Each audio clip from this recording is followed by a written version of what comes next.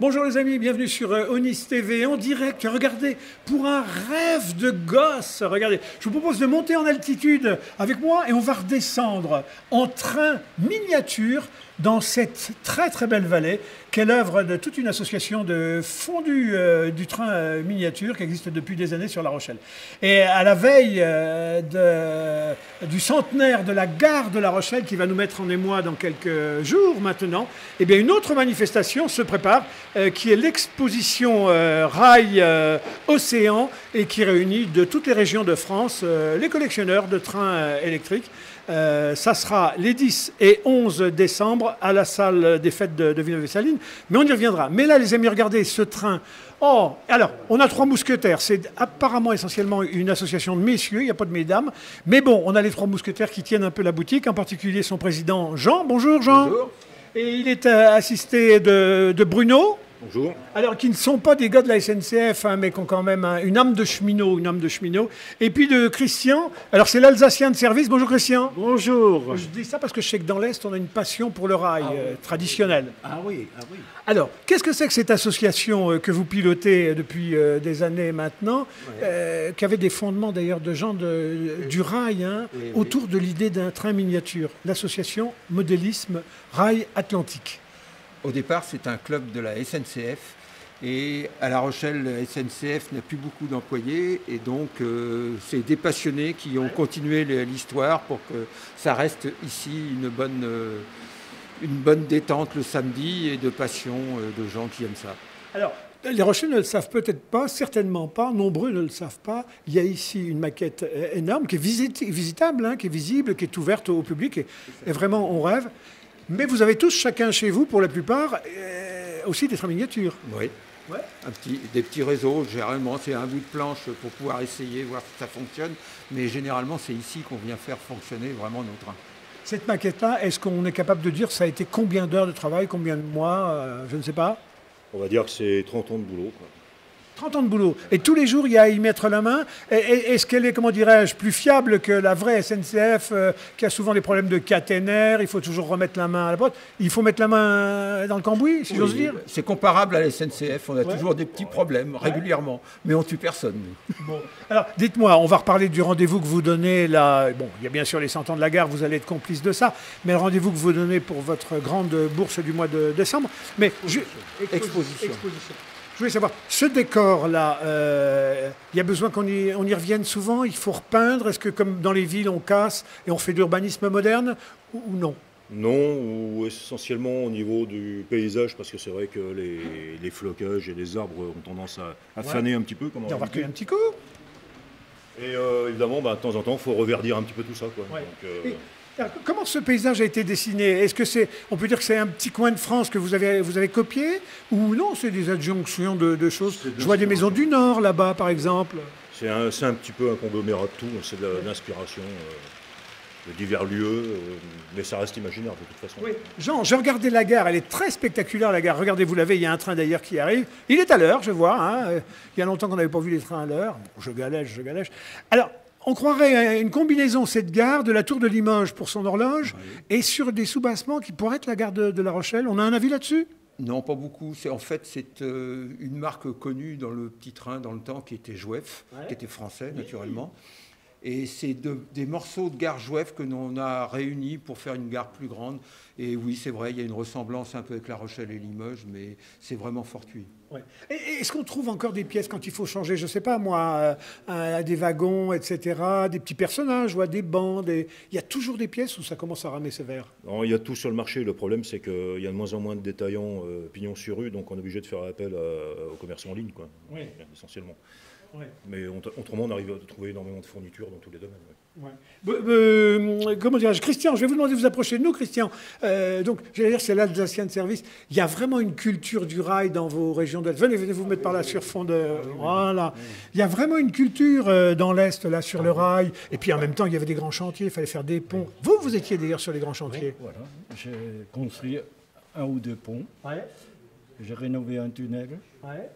J'ai participé disons, à la fosse pour la maintenance du TGV. Ouais. Vous avez fait les quais de la gare de Strasbourg?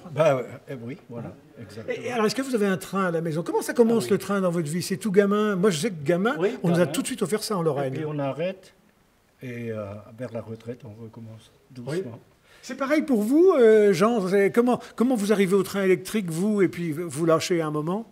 Parce que petit, on a tous eu un train électrique, et puis à l'adolescence, il y a plein d'autres choses qui font qu'on oublie un peu le train, et il y a la vie, il y a le travail, il y a les enfants, et un jour, dans la cinquantaine, quand les enfants sont partis, commencent à partir, ça vous revient dans la tête et on recommence à s'y intéresser, à remettre les doigts dedans, voilà. Oui. Alors l'avantage d'avoir un train comme ça, enfin une maquette comme celle-ci, c'est que tout ce qu'on ne peut pas faire chez soi dans des appartements qui sont de plus en plus petits, vous pouvez le faire ici, donc du coup ça doit donner des ailes là. Ah oui, parce que il y a peu de gens qui ont une maison, au moins une pièce dans la maison pour faire ça, donc ici on a tout l'espace qu'on veut et on fait tous, enfin à peu près ce que l'on veut.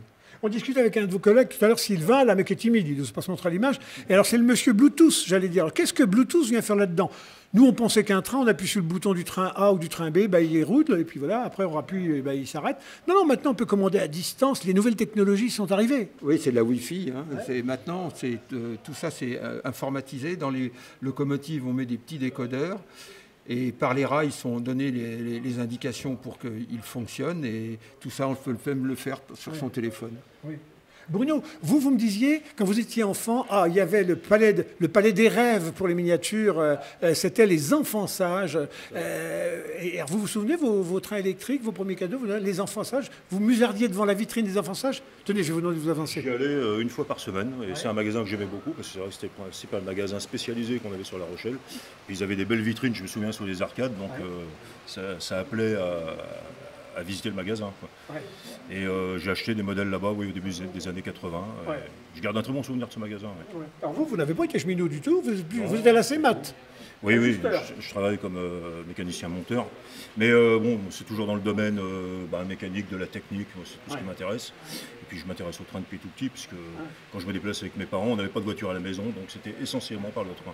Jean, je vais vous demander de vous rapprocher de nous. À la fois, vous êtes très actif, c'est un vrai bonheur, mais en même temps, est-ce que tout ça risque d'avoir une fin? Est-ce qu'il y a des jeunes en relais derrière? Parce que les jeunes, on les voit passionnés de technique, de technologie, mais en même temps, le train électrique, il a peut-être une image un peu désuète pour eux. Or, pourtant, il y a de la technologie, ils peuvent trouver leur place, puis il y a du paysage. Oui, il y a tout ce qu'il faut. Il y a tout, ça va de la menuiserie à l'informatique, tout est compris dans ce genre de distraction. Mais le problème, c'est d'abord le prix. Ouais. Tout ça, ça coûte très cher. Ouais. Et il y a la concurrence de tous les jeux électroniques qui font que de moins en moins. Nous avons quand même 2 ou 3 jeunes dans notre association qui eux s'y intéressent, mais est-ce qu'ils prendront la suite? On n'en sait rien. Bon. Alors, la gare de La Rochelle va fêter ses 100 ans. Dans quelques jours, ça va commencer à être branle-bas du côté de la gare, qui a une très très belle histoire. Vous, de votre côté, vous préparez le deuxième coup, j'allais dire, c'est votre rendez-vous, la bourse, la grande bourse à Villeneuve-les-Salines, les 10 et 11 décembre. Qu'est-ce que c'est que cette bourse? C'est surtout une exposition où on invite des clubs qui viennent d'un peu partout, d'Alsace, du Var, du Maine-et-Loire, et on les fait venir pour qu'ils montrent ce qu'ils font. Et les gens viennent, ils sont toujours admiratifs dans tous ces circuits différents. Ouais. Vous attendez combien de personnes? Généralement, entre 5 ou 600 entrées, voilà. Pour le week-end. Ça commence le samedi à 14h et ça finit le dimanche soir à 17h30 si mes souvenirs sont exacts. Alors il faut savoir qu'on ne peut pas déballer des maquettes comme celle-ci, elle est intransportable. Est-ce que vous avez une espèce de maquette de voyage? Oui, on a une maquette transportable qui est en caisson comme vous voyez là-bas si la caméra se retourne. Ah ben voilà, le caisson 3, il paraît que vous en avez 10 comme ça. On a 10 comme ça, plus les petits derrière qui sont des retours cachés pour pouvoir finir de faire tourner les trains. Mais tout ça, c'est 2h30, 3h de montage et surtout un camion de 21 mètres cubes pour pouvoir le transporter. Alors du coup, celle-ci, la belle, la grande devant laquelle on est, quand vous la comparez avec les maquettes des autres régions, elle est dans le top 10 ou non, c'est une normale, ordinaire? C'est pas mal, c'est une grande. Elle est grande surtout au niveau du nombre de... La grandeur du circuit ici est quand même très grande. On fait quand même 2 pièces complètes. Ouais. Et par contre, au niveau des corps, il a un peu vieilli, mais bon, il est pas mal non plus. Il est dans la moyenne. Bruno, vous en êtes fier? Oui, bien sûr. Non, mais il y a le côté spectaculaire. C'est vrai que le décor, il est peut-être un peu vieillissant, mais on rattrape ça en fait sur la dimension et c'est le coup d'œil général, quoi. Marquez, en même temps, plus on nous fait des trains modernes, moins ils n'ont jamais roulé aussi peu vite. Alors, plus qu'on nous fout des TGV qui devaient nous mettre à 2 heures de Paris, plus que Paris s'éloigne au fur et à mesure qu'on met du progrès. Alors, d'ailleurs, je ne vois pas de TGV, là. Ah non, pas de TGV, c'est des saucissons roulants, ça, c'est pas des trains. Les amis, on arrive sur les sujets brûlants. Vous êtes d'accord avec ça, vous? Ah oui, complètement. Mais c'est vrai que le TGV, c'est pas des trains qu'on va tellement rouler ici. C'est-à-dire qu'on va dire qu'ils vont tellement vite qu'ils traversent le décor, on n'a pas le temps de s'arrêter. Ici, on prend le temps de vivre, vous l'aurez compris. D'ailleurs, la moyenne d'âge, bon, on le disait, il vaut mieux être retraité pour venir chez vous. Oui, Bruno est un actif, il y a encore quelques actifs, mais surtout... Ah, mais il paye les retraites, c'est bien. Il en faut un. Bien, les amis, en tout cas, c'est un vrai bonheur, vous l'avez compris. C'est une vraie belle ambiance.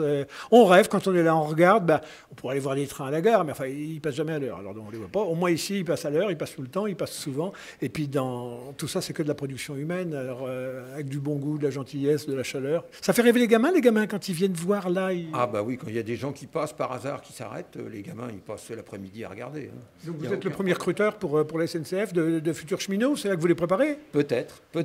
Il paraît qu'ils en manquent plein maintenant. Bon, bah, écoutez, j'espère qu'ils conduiront pas de TGV. Vous des TGV qui roulent normalement, quoi. Hein? Oui, voilà. Bon, et puis des gares qui voient arriver des trains. Alors, je vois que vous avez laissé la pendule, vous avez raison, des fois que ça s'améliorerait. Hein? Oui, peut-être. Bon, faut garder là.